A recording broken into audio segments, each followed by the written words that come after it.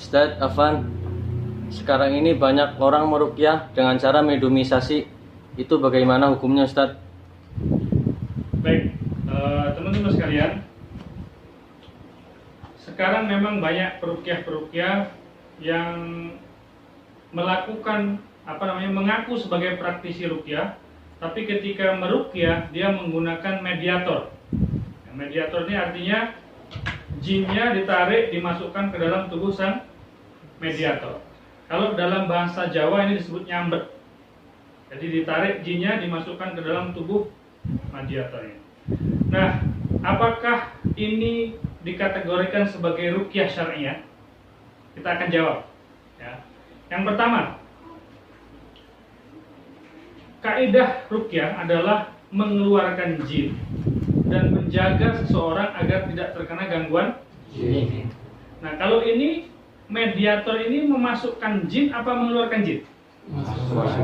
Memasukkan jin. Berarti kalau dia memasukkan jin, ini bertentangan dengan kaidah ruqyah. Ya, kalau ruqyah ini dibacakan ayat-ayat Allah Subhanahu wa taala dengan harapan jin yang ada dalam tubuh seseorang ini keluar, penyakitnya keluar, dan menjadi benteng agar orang yang tadinya tidak ada gangguan jin tidak terkena gangguan jin.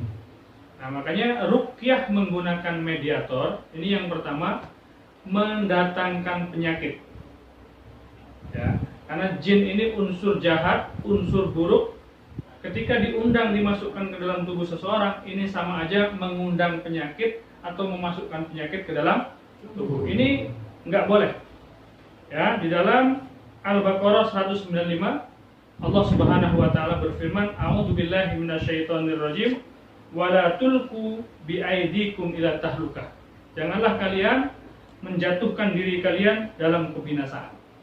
Ya, jadi ini sama saja kita menjerumuskan diri kita dalam kebinasaan, karena setan ini kalau masuk ke dalam tubuh seseorang bisa merusak tubuh orang tersebut. Yang pertama. Yang kedua, ketika jin dimediumisasi ke dalam tubuh seseorang, biasanya orang yang melakukan mediumisasi akan menanyakan banyak hal kepada jin tersebut. Ya, misalnya kamu dari mana, kenapa kamu masuk dan sebagainya. Ya, dan nanti informasi yang datang dari jin itu dipercaya, diikuti. Nah, ini masuk dalam kategori meminta bantuan kepada bangsa jin. Ya, jangan beristianah kepada bangsa jin. Nah, sementara meminta bantuan kepada jin itu nggak akan menambah apapun kecuali dosa dan kesalahan. Allah nyatakan itu di dalam surat Al-Jin ayat ke-6. A'udzubillahi minasyaitonirrajim wa annahu kana rijalun minal insi ya'uduna birijalin minal jinni fazaduhum rahaqa. Jadi yang kedua seperti itu, tidak boleh bekerja sama dengan jin. Kemudian yang ketiga, cara-cara mediumisasi ini adalah cara-caranya dukun.